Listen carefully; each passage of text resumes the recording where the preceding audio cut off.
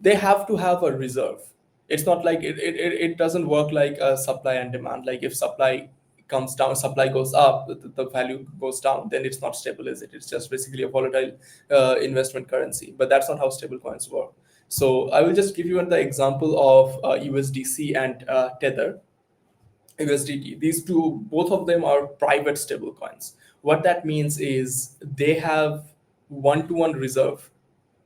By one-to-one reserve is means like the amount of stable coin that they issue, they will have the equal amount of assets backing that amount of stable coins.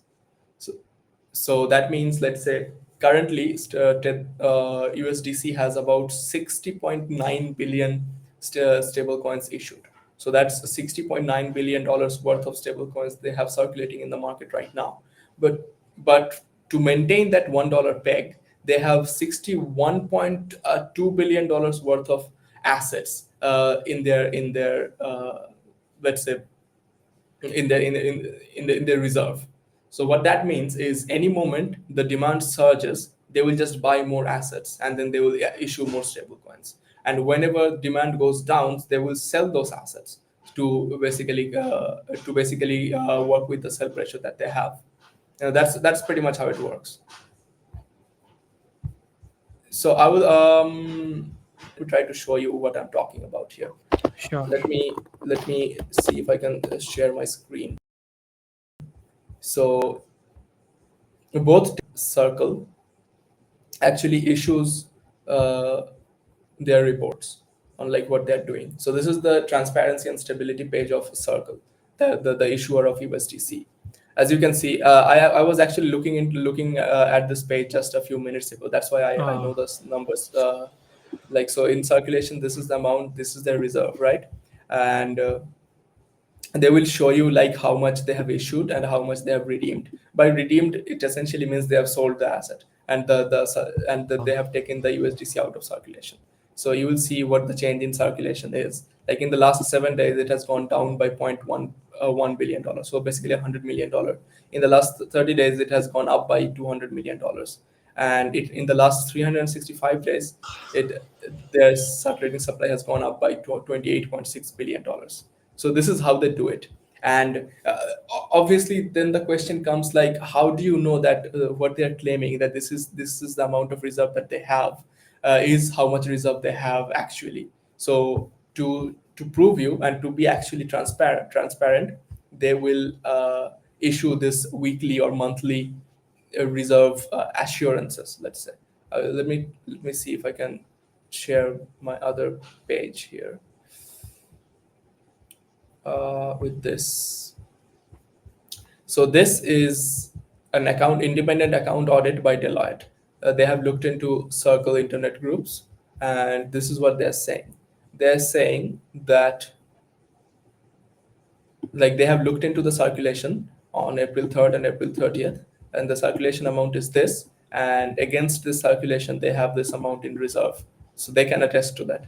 Now they will say like, okay, so what does this reserve fund look like? Like what is this reserve fund consists of? What kind of assets do they hold? When you start asking this question, then you will have to basically get into a bit more in the weeds here to understand how stablecoins reserves actually work. Just to give you some understanding without like really going into the weeds here, they essentially hold this thing called US Treasury securities. So the US or any countries reserve banks will issue debts that you can buy. Like they call it government bonds that you can buy. Like there are stocks and then there are bonds. You have heard of that, right? Right. Yeah, so bonds are like you are buying. If you buy, let's say $1 worth of bond, that means the US government or whatever government you are buying the bond from, they're borrowing $1 from you in return of a certain amount of interest. And then the question is like, what kind of interest are they paying you? Depends on the stability and the of the government, the strength of that government, and the strength of that economy. The strongest economy in the world is the US economy. Yeah. So the interest, or as they call it in treasury, the yield on that bond will be fairly low because the confidence in that economy is fairly high, right? So when you buy US Treasury, when you buy this US Treasury debt, it's essentially like it's a guarantee that you don't have any risk at all. So this is the least risky asset you can buy anywhere in the world. So that's what they're required to buy. They have to buy US Treasury securities and keep that in their reserve. So like a large percentage of their reserve will be US Treasury securities, and then there will be And is it compulsory? it's absolutely compulsory. Yes. Why is that? Okay. Why is that? Why is what compulsory? Like what kind of That asset that they're buying? yeah, like Okay, they so have to get some U.S. Treasury bills. Why is that yeah, compulsory? that's compulsory because okay, so it is not compulsory as of today, Hmm. but it will be very soon. Now let me tell you why. Like I will actually then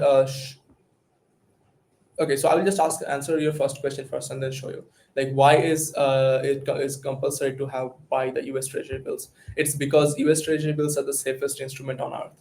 Like there is nothing less riskier than an US Treasury asset, US Treasury debt. Like you gold is riskier than that. Stock market, forget about stock market, it's much more volatile than that. So you are buying US Treasury is as much as a guarantee that you are going to get this amount of interest, because it will stop becoming a guarantee when the US defaults on their loans, when the US essentially goes bankrupt and they say that we cannot like you have borrowed money from us, but we cannot give you the return, the yield that we promised. So that's why it's the safest instrument. Like if you can obviously buy other countries treasuries, right? You can buy the United Kingdoms, you can buy treasuries from India, for example, but They are not the it's just like, safest. yeah, they are not the safest. The US is the safest. So that's why US treasury is the safest asset. So it will be like a bulk of their the reserve asset will consist of US treasury. Then in next, this will be cash. It's just basically you are holding outright USD. It's just basically just for rainy day. And then there will be uh, a bit of like other stuff, like bit of like cash. Actually, forget about that. Let me talk about repurchase agreements. So the primary chunk of asset will be US treasuries. Then in second will come US treasury repurchase agreements. These are I will say these are actually pretty much the same thing as United States treasuries, but slightly different in their structure. So have you ever heard of repo rates? Yeah, Yeah. but So I've heard about the term. But if you, it would be better if you yeah, go yeah, yeah, over sure, sure, what sure. is that. So a repo is a repurchase agreement. A repurchase agreement is an agreement to repurchase something essentially, right? Now, what are you repurchasing is the question. So actually, I'll have to go a lot in depth here, but let me try to break it down to you. So every reserve bank sets a interest rate target for their economy at any point of time.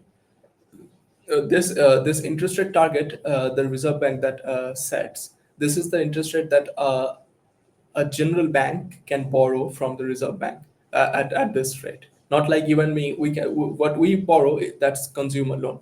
But what I'm talking about here is like what banks borrow, the rate that banks borrows from the reserve bank. Like in India, we have the Reserve Bank of India.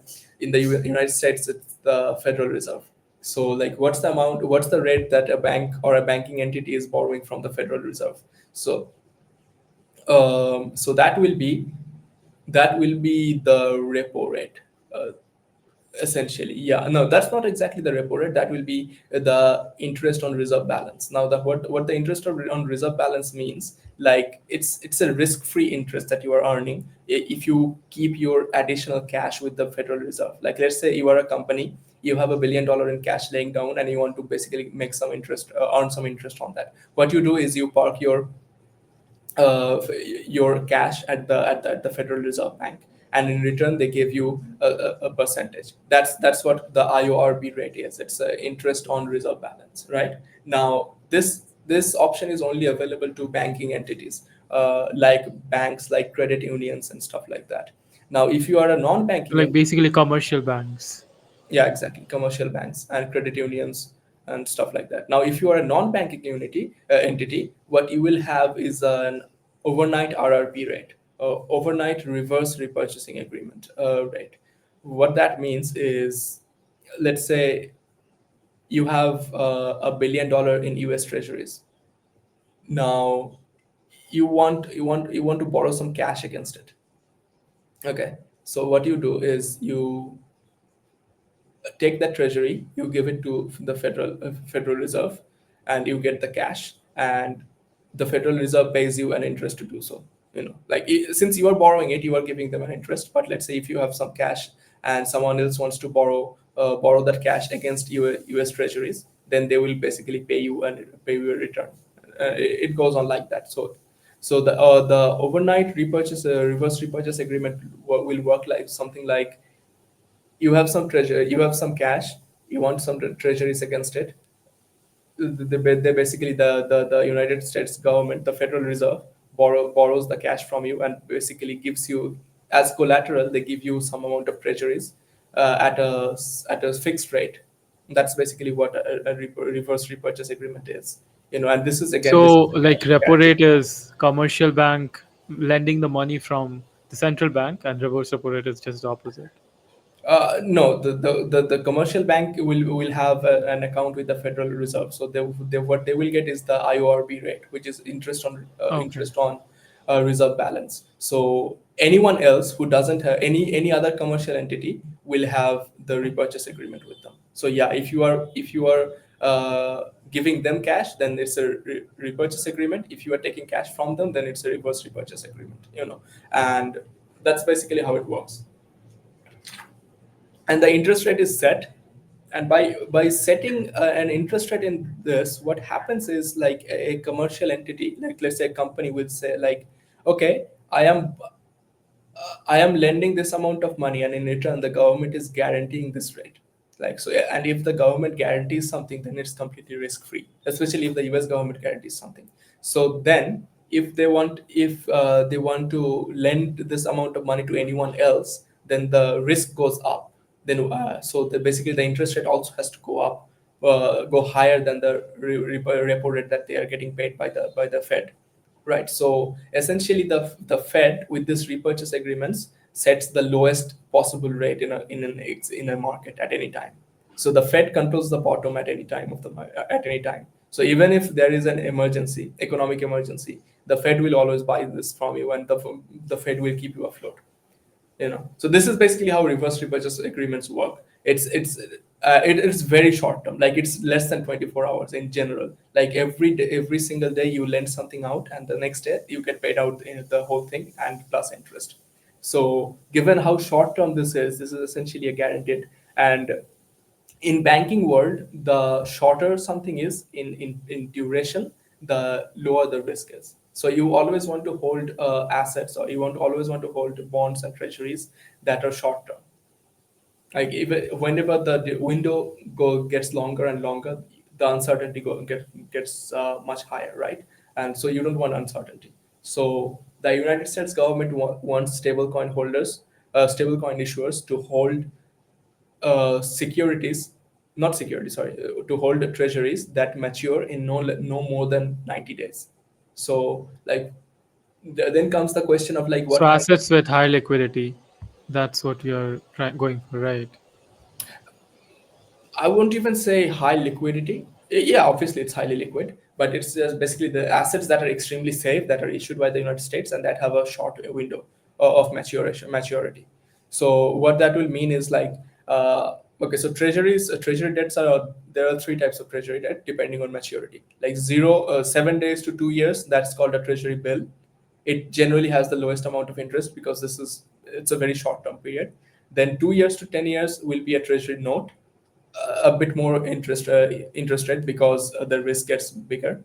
And then you have treasury bonds, which are like 20 years to 30 years. It's basically, it pays you the highest amount of interest because you are betting on the US economy to do exceptionally well over the next 30 years. And that's a big bet you are taking. So you want to, so they call it a term premium. It's basically, you are taking a risk, so they are giving you a premium on the interest. So what you are required to hold especially in the new act that is coming, the Genius Act. The US government is mandating you to hold like a significant chunk of 90-day or less maturity, 90-day or less maturity treasury bills. Yeah, treasury bills. So that's how it works. Now, as I said, like Circle is actually much more compliant with the US regulations than Tether. So what Tether actually does is Tether obviously holds a significant chunk of US Treasury bills, but they also hold a bit of Bitcoin, a bit of precious metals like gold and stuff like that. They will hold up like other countries' treasury bills as well. So that isn't going to fly. Like if they have like once the Genius bill passes and becomes an act, that won't fly. So they will have to basically replenish their reserve with primarily with like treasury, US treasury, and this US what are these things called, like the repurchase agreements. So that's how it's going to look like. And that essentially guarantees how it always maintains a peg.